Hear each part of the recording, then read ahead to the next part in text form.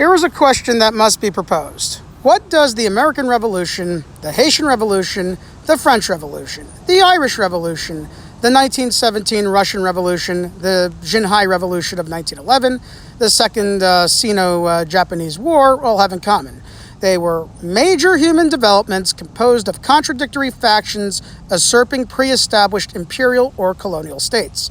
In the case of the American Revolution, monarchist France would aid Republican colonists split between the proletarian stock locked out of work and under heavy tax impositions and the bourgeois aristocratic stock looking to expand agrarian operations westward against the rule of Great Britain, allied with German Hessians, indigenous tribes, and African slaves fought on both sides of the question. Pitted against each other over the question of American independence. The French Revolution would pit left-wing Republicans and right-wing capitalist nationalists against the French monarchy that were on the download supported by the British monarchy that, the French monarchy was just at war with, not even 20 years removed from the French Revolution, American Revolution, and the 7 Years' War, right? Yeah. The Haitian Revolution, the largest slave uprising in human history since the Spartacus Rebellion anyway, often lauded and praised by black liberationists, indigenous liberationists, and left comms, happening during the same time as the Napoleonic Wars was supported by the British Empire, as the Haitians fought the French for their emancipation. The Haitian uprising was supported by the same British Empire that forced imperial capitalism upon India, Egypt, Australia, Aotearoa, which is New Zealand, Hong Kong, and most of the world as we know it, as a means to fight off feudalist imperialism imposed by Napoleonic, but still Catholic, France, and not so much to help set Haiti free, but to open more British Protestant-controlled markets in the Caribbean, which they did. The Irish Revolution combined elements of devoutly Catholic and capitalist Irish nationalists and left-wing proletarian Irish Republicans who were both Catholic and Protestant, allied by proletarian English who were opposed to the Crown, against the British Crown's imperial forces that were allied by the Protestant Northern Irish mercantile class. And what do you know? We have the split, Ireland and Northern Ireland. And this division still exists today thanks to capitalist interference. The Russian Revolution, bankrolled by German capitalists, who were at war with England, mind you, pitted the left-wing Bolsheviks and the right-wing Mensheviks against Tsar Nicholas II.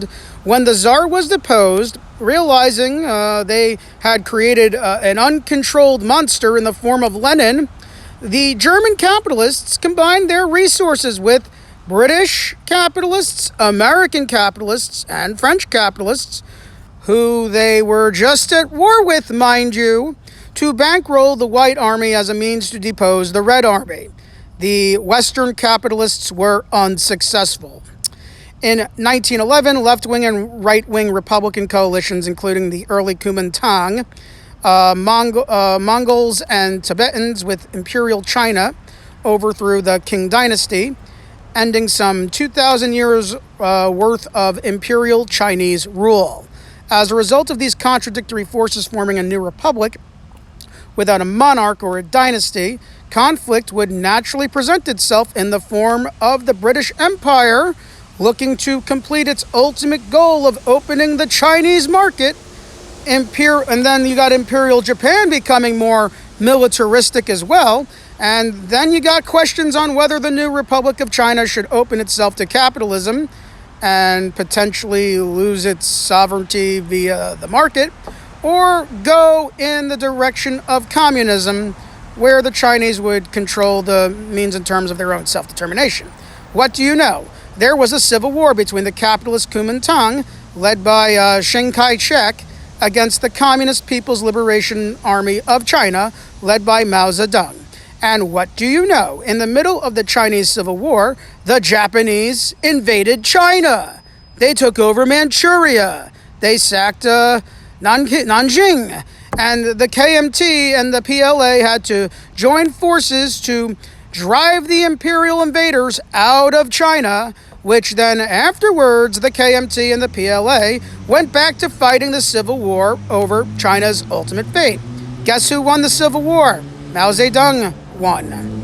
I bring all of this up because bourgeois academics, radical liberals, left comms, anarchists, and right-wing reactionaries, and the general public has an extremely poor understanding of how historical developments take place, and genuinely do not seem to comprehend that historical developments involving challenging or overthrowing the structure of imperialistic regimes are not clear-cut, black and white, good versus evil affairs.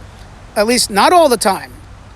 American liberalism and American bourgeois nationalism has distorted the general population's perception of how historical developments transpire. Case in point, a conveniently omitted historical fact was that many Anglo-WASP aristocrats and industrialists within the United States and Great Britain denied entry for Eastern Europeans immigrating to imperial cores, London and New York City, and then bankrolled the Nazis in order for Hitler's regime to carry out a eugenics program, which the Anglo and UK West formed via their think tanks and universities like Oxford, Cambridge, Harvard, Yale, and Columbia as a means to exterminate those very same racially, quote-unquote, unhygienic Eastern Europeans who the United States and the United Kingdom denied entry into their borders, whilst creating a military threat to destroy the USSR, which caused them to lose money backing the White Army during the Russian Civil War. When Nazi Germany bit the hand that fed them, the United States and the United Kingdom had to swallow their pride and form an alliance with the USSR, which they have been spending decades attempting to undermine, mind you, to put down the monster that the American industrialists and British aristocrats enabled all throughout the 1920s and 1930s. After 1945, all was forgiven. The United States and the United Kingdom are the good guys who made the world safe from Nazism. American liberals and conservatives ate this distorted, perverted, and outright ahistorical narrative up when the Cold War got underway. World War II did not pit allies against Axis, but more so, it pitted anti-communist villains against anti-communist villains who were enabled by anti-communist villains for the anti-communist villains to defeat the so-called anti-communist villains to call themselves the anti-communist good guys and label the communists as a greater villain than the anti-communist villains who were just defeated. Yeah. Moralizing historical development is a capitalist invention to pit working class people against other working class people, pitting race against race, gender against gender, age against age, and is used as a soft power to justify the existence of the bourgeois class that exploits all. Jay Sakai is a prime example of a historical moralizer conflating 0.01% Anglo-American bourgeois Mayflower stock intermarried with European aristocracy who implemented genocide on the indigenous, enslavement on the African peoples, and who continue to maintain ownership on modes and means of production relative to their colonial origins, churches, multi-financial banking corporations, land trusts, stocks, how about an entire monarchy? Yeah. Well, with petty bourgeois and proletarian Ellis Island stock who were descended from serfs and peasants that the European monarchs, who are married with Anglo-American bourgeois families, mind you, lashed into serfdom.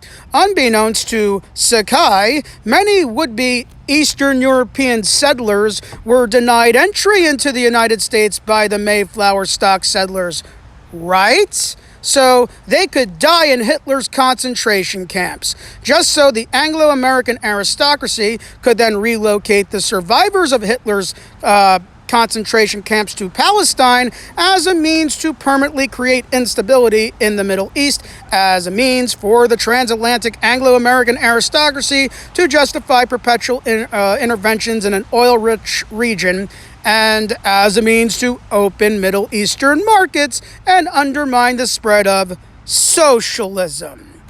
The Sakai interpretation currently pushed by academia relative to historical development is a highly distorted, dumbed down, overly simplistic, ultralinear, black versus white perception that has poisoned the minds of well-meaning people seeking to make a positive difference in this paradigm. This interpretation atomizes historically more oppressed non-white communities into believing that self-determination can only be attained through moralistic means and without any help from working-class Ellis Island stock whites who, not even 100 years ago, were victimized by eugenics programs created with the intent to destroy their so-called racial impurities. And then they were brought off after World War II to form a European labor aristocracy to undermine socialism, only now to find their wealth siphoned out of existence, by the very Anglo-Wasp interests who have benefited from indigenous genocide, the African slave trade, and who have designed neoliberal economics to reclaim their return on investment from, the post-Cold War great buy-off / compromise. And now we find ourselves here in 2021 on the precipice of development that pits historically contradictory social spheres alongside of each other. Long exploited black indigenous people of color and the less exploited bought-off Ellis Island stock intersected with a multitude of superstructural oppressions relative to racism, sexism, homophobia, ableism, ageism, and gender dysphoria, both against an economic system steered by the Anglo-American bourgeois class that has declared war on both social spheres at one time or another and has pitted both social spheres against each other in a plethora of ways. We find ourselves faced with these new questions. Can the Ellis Island stock shake off the post-World War II mythology of the Calvinist Anglo-bourgeois nationalism, which has been built around war, genocide, slavery, and free market capitalism, which thus produced Trumpism? Can the Ellis Island stock learn to re-embrace the lost proletarian militancy of their immigrant ancestors who provided the rank and file of the struggle to win the 8-hour workday with the IWW, while embracing racial and sexual inclusivity that might have been missing in the late 19th century? Can activist leaders within black, indigenous people of color spheres resist the post-Cold War Great Compromise, where the Anglo-American bourgeois bribed their complicity with foundational grants, academic positions, nonprofit funding, and political positions, at least ceremonial political positions, as a way to justify the false perception that neoliberalism is somehow an ethical economic system committed to social and environmental justice that enables individualistic economic advancement despite rapidly declining material conditions for both proletarian BIPOC and proletarian and, petty bourgeois Ellis Island stock. In order for the beast of neoliberalism responsible for industrial outsourcing, gentrification, economic displacement, endless wars on terrorism, human trafficking, drug trafficking, tax siphoning, neocolonialism, environmental degradation, police brutality, the mental health crisis, and revived serfdom, in order for it to be slain, this requires the contradictory spheres of the Ellis Island stock and BIPOC to resolve their historical differences and put all their collective power into dismantling the structures of the Anglo-American transatlantic aristocracy. This is not a red-brown alliance like the reactionary liberals and the anarchists claim. This is a synthesis that needs to be produced in order to bring about structural transition and historical development. We are not at the end of history. We are at a crossroads between mass privatization and mass socialism. And those who attempt to derail the synthesis developing to dismantle neoliberalism and Anglo-WASP-owned economic structures are on the side of the Anglo-WASP aristocracy and should be declared as the enemies of the international working class. If we do not fight to win, what is the point of fighting at all? If we do not convince people to join our side, what is the point of fighting at all? 10 years ago, I was part of a public crusade launched against the 1%. And 10 years later, I want for all of us to win. This is Comrade Pella, signing off.